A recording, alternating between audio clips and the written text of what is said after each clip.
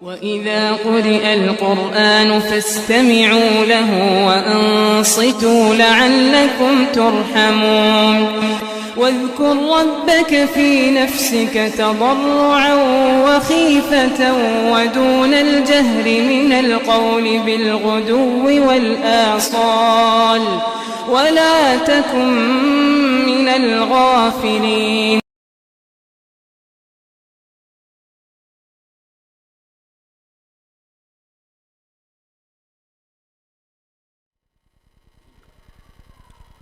Assalamualaikum warahmatullahi ta'ala wabarakatuh. Alhamdulillahi rabbil alamin. Wassalatu wassalamu ala ashrafil anbiya'i wal mursalin Sayyidina Muhammadin wa ala alihi wa sahbihi wa man sara ala nahjihi wastanna bi sunnatihi ila yaumiddin. Amma ba'du, ikhwatal iman yang Allah subhanahu wa ta'ala muliakan. Alhamdulillah atas izin dari Allah subhanahu wa ta'ala, atas karunia dari Allah subhanahu wa ta'ala, kita sekalian dalam keadaan sehat walafiat, bisa berkegiatan, beraktivitas. Semoga Allah subhanahu wa ta'ala memberikan kepada kita sekalian kekuatan untuk menjadi hamba-hamba Allah yang bersyukur atas karunia yang telah diberikan kepada kita sekalian. Ikhwatal iman yang Allah subhanahu wa ta'ala muliakan, insyaallah ta'ala hari ini kita akan sama-sama membahas satu materi yang sangat penting untuk kita kaji bersama, untuk kita pelajari bersama, sebagai bentuk peningkatan kualitas kita bagi siapa yang belum maksimal di dalam membaca Al-Quran, di dalam membaca setiap huruf demi hurufnya sesuai dengan kaidah yang telah ditetapkan oleh para ulama di dalam membaca Al-Quran. Maka insyaallah ta'ala program ini akan terus berlangsung, dan tentunya mudah-mudahan ini bermanfaat bagi kaum muslimin secara umum, dan khususnya pada program ini ditujukan untuk para guru di Sivitas Akademi Al-Ummah, ya, sekolah dari Al-Ummah. Sehingga mudah-mudahan tentunya bagi siapa yang menyaksikan video ini mendapatkan manfaat dan bisa meningkatkan kualitas bacaan yang insya Allah akan kita sama-sama bahas di kesempatan kali ini. Yang pertama akan kita bahas adalah tentang makharijul huruf. Kita perlu tahu apa itu makhraj, apa itu makharijul huruf. Makharijul huruf adalah, ya, kita berbicara tentang bahasa terlebih dahulu. Menurut bahasa adalah dari kata makhraj, artinya adalah tempat keluar. Sebagaimana Allah Subhanahu wa taala mengatakan, "Wa may yattaqillaha yaj'al lahu makhraja." Barang siapa yang bertakwa kepada Allah Subhanahu wa taala, maka Allah akan berikan jalan keluar. Maka makhraj menurut bahasa adalah tempat keluar. Dan menurut istilah, makharijul huruf menurut istilah berarti tempat keluarnya huruf-huruf hijaiyah dengan karakteristik tersendiri pada setiap hurufnya. Maka ini adalah tempat keluarnya suara sehingga huruf itu memiliki karakteristik masing-masing. Huruf H tentunya berbeda dengan huruf H. Huruf A berbeda dengan huruf A, dan seterusnya. Jika kita ingin mengetahui lebih jelas tentang makharijul huruf, apakah suara atau huruf yang kita bacakan sesuai dengan kaidah makharij, sesuai dengan kaidah yang telah ditetapkan oleh para ulama, maka kita bisa menggunakan dua cara. Yang pertama adalah menggunakan huruf hamzah, kemudian di depannya huruf yang ingin dibacanya dengan menggunakan tasydid. Contohnya adalah abba, atta, atha, dan seterusnya. Cara yang kedua adalah dengan menambahkan hamzah sebelum huruf yang disukunkan. Contohnya adalah a, ab, at, dan seterusnya. Baik, kita akan masuk pada macam-macam makhraj. Para ulama membagi makhraj itu menjadi 5 bagian. Tempat keluarnya suara itu ada 5 bagian. Yang pertama adalah al-jauf atau rongga mulut. Yang kedua adalah al-halq. Maknanya adalah tenggorokan. Yang ketiga adalah lisan, makhraj lisan atau makhraj lidah. Yang keempat asy-syafatain, 2 bibir. Dan yang keenam adalah khayshum atau hidung atau pangkal hidung. Kita akan sedikit membahas tentang rincian dari makhraj ini. Huruf-huruf apa saja yang keluar dari makhraj yang telah disebutkan tadi. Yang pertama adalah al-jauf. Al-jauf maknanya adalah rongga mulut. Rongga mulut ini atau makhraj pada rongga mulut itu ada 3 huruf. Dan para ulama menyebutkan 3 huruf ini adalah huruf-huruf mad. Alif, ya, sukun, dan waw sukun. Alif yaitu mad, sebelumnya ada fathah. Yang kedua ya sukun, yang sebelumnya ada kasrah. Dan yang ketiga adalah waw sukun, yang sebelumnya ada dhammah. Maka seorang qari ketika membaca huruf-huruf yang ada madnya, sejatinya dia harus mengeluarkan suara itu lewat mulutnya, tidak boleh lewat hidungnya. Maka salah ketika kita membaca misalnya A'udzu billahi minasyaitonir rajim. Suara itu dari mulut keluar, begitu pula dari hidung keluar. Maka ini tidak dibenarkan. Harusnya seorang qari membaca mad asli atau huruf-huruf mad ini dengan lewat mulut saja tanpa lewat hidung. Contohnya adalah A'udzu billahi minasyaitonir rajim. Murni keluarnya dari hidung.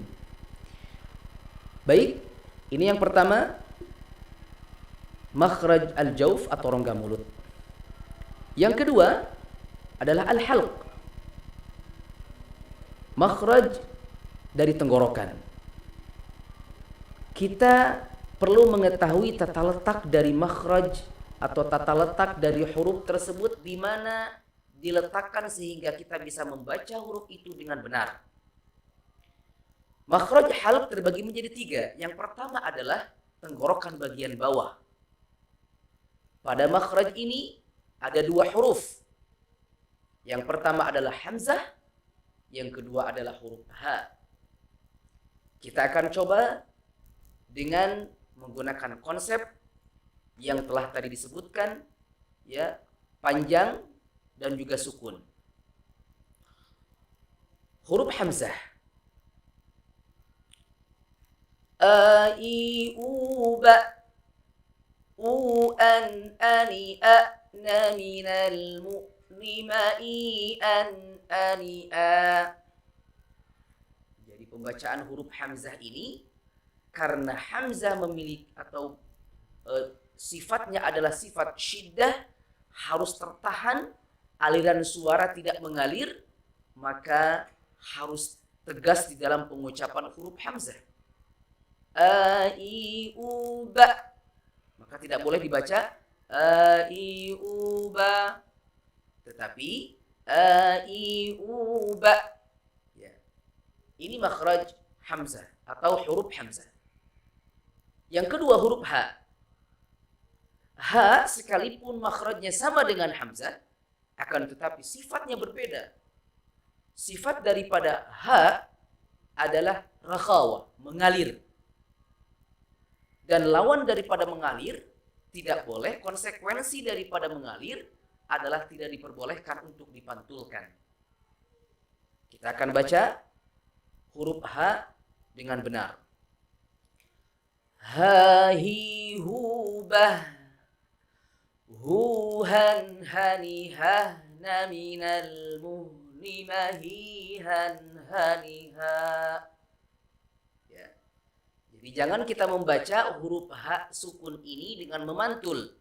Contoh ha hi hu bah, hu han hani hahna minal muhni. Maka ini keluar dari makhrajnya, tidak diperbolehkan, atau sifatnya salah karena ha bukan sifat qalqalah. Baik, ini tenggorokan bagian bawah. Yang kedua, tenggorokan bagian tengah. Pada posisi tenggorokan bagian tengah ini ada dua huruf. Yang pertama adalah huruf ha, dan yang kedua adalah huruf a. Huruf ha ini pun adalah memiliki sifat rakhawah, yang mengalir, jangan ditahan, dan jangan pula memantul. Kita akan baca bersama-sama huruf ha. Ha hi hu bah, hu han hani hahna minal muhni mahi han hani ha. Tidak boleh kita memantulkan di huruf ha. Contoh, ha hi hu bah, hu han hani hahna hani hahna misalnya. Maka keluar daripada sifat asalnya, yaitu rakhawah. Yang berikutnya di dalam makhraj tenggorokan bagian tengah ada huruf a, yang perlu diperhatikan oleh seorang qari di dalam membaca Al-Quran yang di dalamnya ada huruf a-nya. Maka perhatikan jangan sampai dia keluar dari hidung, karena huruf ain bukan makhraj hidung atau khayshum. Walaupun tentunya terkadang di dalam membaca Al-Quran yang dialirkan lewat hidung itu terasa indah didengar, tetapi dia tidak tepat di dalam pengucapannya. Maka jangan sampai kita membaca ya alhamdulillahi rabbil keluar dari hidung. Bagaimana cara mengecek huruf tersebut tidak keluar dari hidung? Maka tekan hidung kita di dalam mengucapkan huruf a. Contoh, a. Apakah bergetar atau tidak? Kalau masih bergetar berarti keluarnya huruf itu bukan di tenggorokan, tetapi di hidung kita. Ini yang perlu diperbaiki. Dan huruf a memiliki sifat tawassut. Sifat antara rakhawah dan syiddah. Syiddah tertahannya aliran suara, rakhawah mengalirnya secara normal. Maka huruf ain harus mengalir sedikit dari suara. Kita baca bersama-sama. A'i'uba' u'an 'ani 'a'na minal mu'ni ma'i'an 'ani'a. Perhatikan 'ani'a, 'ani'a, tidak dari hidung. Sifat ini juga bisa kita lihat di dalam surat Al-Fatihah ketika kita membaca ayat Iyyaka na'budu wa iyyaka nasta'in. Jadi ain sukunnya mengalir, karena di dalam membaca Al-Quran harus nyambung, tidak boleh tersendat, tidak boleh terputus. Contoh sebuah kesalahan, Iyyaka na'budu wa iyyaka na'budu, tertahan. Maka ini khawatir menjadi sifat syiddah yang tertahan, maka harus mengalir. Di makhraj berikutnya atau makhraj al-halq yang ketiga adalah tenggorokan bagian atas. Pada posisi ini ada dua huruf. Yang pertama adalah huruf kha dan huruf gha. Huruf kha dan huruf ghain, ya. Dua huruf ini juga memiliki sifat yang sama, yaitu rakhawah, mengalir. Maka tidak diperbolehkan untuk memantul. Kita baca bersama-sama huruf kha. Kha khi khu bakh. khukhan khani khokhna minal mukhni makhikhan khani kha. Tidak boleh memantul. Khukhan khani khokhna. Awas. Di dalam surat Al-Humazah misalnya, yahsabu anna malahu akhladah, memantul, maka ini tidak diperbolehkan. Huruf gha, begitu pula ini adalah sifat rakhawah, maka harus mengalir.